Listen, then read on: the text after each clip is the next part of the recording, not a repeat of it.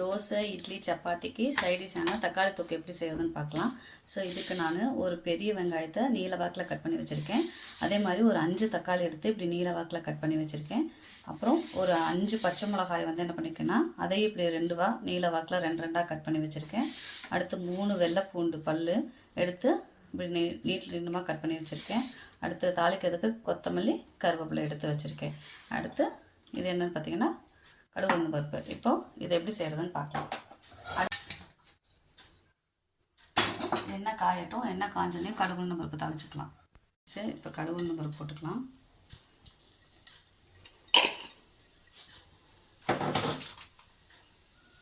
கடுகு உளுந்து பருப்பு பொடியிறப்ப வெள்ளைப்பூடை போட்டுக்கலாம்.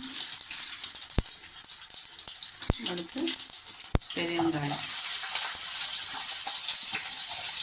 போட்டு வணங்கிடுச்சு வெங்காயமும். இப்போ கருவேப்பிலையும் பச்சை மிளகாவையும் ஆட் பண்ணிக்கலாம். ஆட் பண்ணி சும்மா ஒரு 2 வணக்கம் வணக்கிட்டு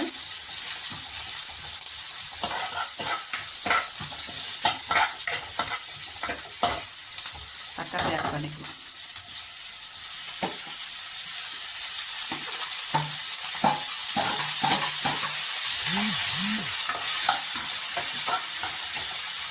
தொட்டுக்கு தேவையான உப்பு போட்டுக்கலாம். அதுக்கு கொஞ்சமாக நான் வேறு எதுவும் சேர்க்கல, கொஞ்சமாக காஷ்மீரி சில்லி பவுடர் சேர்க்குறேன். அந்த கலருக்காக காஷ்மீரி சில்லி பவுடர் சேர்த்துக்கிறேன். ஏன்னா காரத்துக்கு பச்சை மிளகாய் சேர்த்துருக்கோம். ஸோ இது கொஞ்சம் கலருக்காக காஷ்மீரி சில்லி பவுடர் மட்டும் ஆட் பண்ணியிருக்கேன். ஆட் பண்ணி மிக்ஸ் பண்ணி விட்டுக்கலாம்.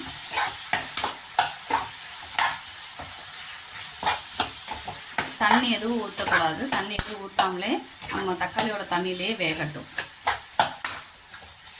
இப்போ இதை மூடி போட்டு வேக வச்சிடலாம். இப்போ இடையில ஒரு தடவை எடுத்து நல்லா மிக்ஸ் பண்ணிக்கலாம். இந்த மாதிரி தக்காளி வந்து நல்லா மசிச்சு வந்திருக்கும். நம்மளும் கரண்டியை வச்சு ஒரு தடவை நல்லா அப்படியே தக்காளியெல்லாம் மசிச்சு விட்டுக்கலாம். மசிச்சு விட்டு திருப்பி மூடி போட்டு வச்சிடலாம். ஒரு 5 to 10 minutes வேகட்டும். சிம்லேயே வேகட்டும். 10 minutes ஆச்சு. ஓப்பன் பண்ணி பார்த்தோன்னா தக்காளி தொக்கு ரெடி. இப்போ இதில் நம்ம கட் பண்ணி வச்சுருக்க கொத்தமல்லி ஆட் பண்ணிவிட்டு ஒரு மிக்ஸ் பண்ணி